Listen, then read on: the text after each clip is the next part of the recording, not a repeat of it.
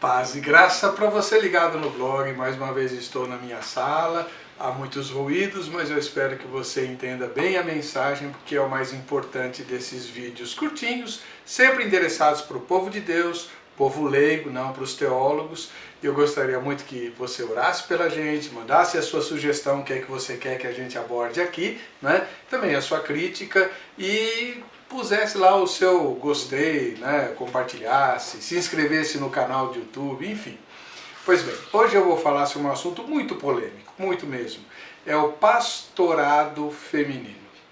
Esse assunto divide radicalmente os irmãos e as irmãs em Cristo. Aqueles que são contra e aqueles que são a favor, e não tem negociação. Eu não conheço ninguém que seja intermediário, tanto faz. Não. Ou é a favor ou é contra. E isso desde sempre. Pois muito bem, os que são contra o pastorado feminino levam em conta as recomendações paulinas, né? Portanto, recomendações do Novo Testamento, que colocam a mulher como sempre sujeita à autoridade do homem. Só que esse homem ao qual a mulher está sujeita, segundo o Novo Testamento, é o marido dela, não é qualquer homem, né? Tem até um livro do Kenneth Hagin, que não é o autor que eu aprecio muito, mas eu gosto desse livro, A Questão Feminina. Ele discute esse assunto com profundidade e ele tem muita razão naquilo que ele aborda. A mulher é sujeita ao marido dela. Então, se ela for pastora nas igrejas que admitem isso, ela é a pastora sobre toda a comunidade. Ela não tem que ficar debaixo da autoridade dos homens da igreja, certo? Tá bom. Ah, mas pode ser pastora? Pois é. O apóstolo Paulo escrevendo a Timóteo, o único texto no Novo Testamento inteiro, o único texto que diz claramente que a mulher não pode exercer a autoridade de homem, né, nem ensinar, é o texto de 1 Timóteo, capítulo número 2, onde o apóstolo Paulo traça algumas razões teológicas, dizendo que a mulher foi enganada e o homem não, mas que a função dela é trazer salvação por meio da sua maternidade, né? Pois é, até algumas seitas distorcem esse texto, dizendo que a mulher que não dá à luz a filhos não tem salvação e por aí vai. Olha, evidentemente, durante a maior parte da história da cristandade, por causa das questões sociais, a mulher não podia exercer o ministério pastoral. Afinal de contas, ela não era respeitada como indivíduo. Só para você ter uma ideia, aqui no Brasil, foi Getúlio Vargas, há pouquíssimo tempo atrás, que facultou o voto para as mulheres. As mulheres sim, nem votavam aqui no Brasil. Até os anos 40. Né? Getúlio Vargas é dos anos 40. Pois é.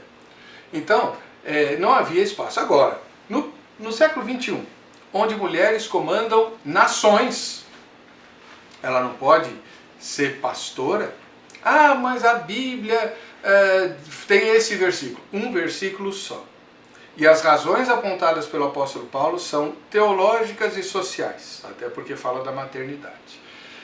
Eu entendo, e eu já fui muito contra o ministério feminino, hoje eu entendo que a mulher pode sim ser pastora, na medida em que a sociedade reconhece o valor que ela tem como líder. Agora, há limitações para o ministério feminino, assim como para o ministério masculino.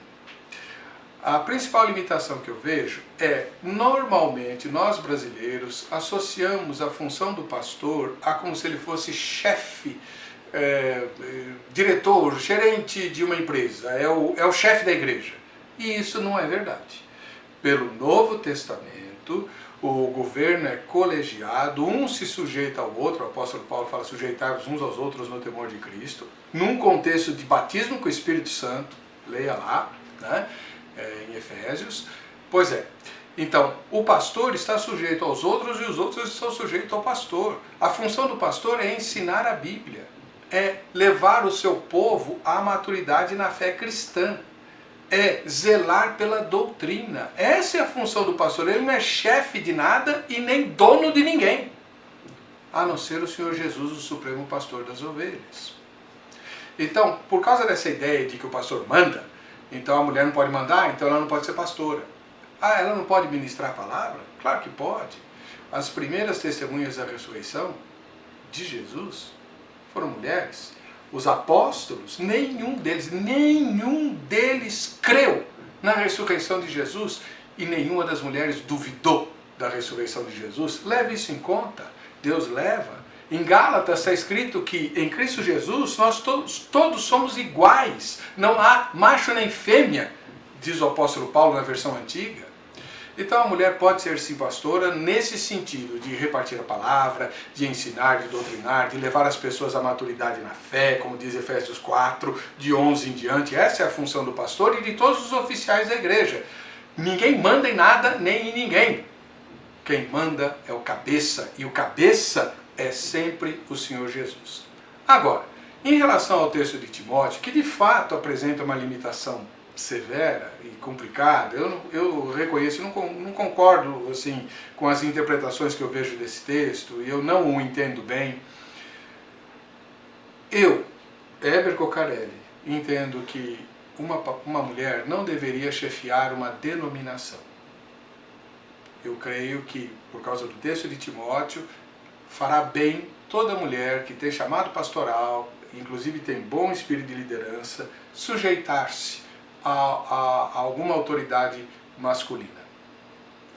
Ah, então ela não pode ser líder regional? Claro que pode. A pastora local é líder dos obreiros homens.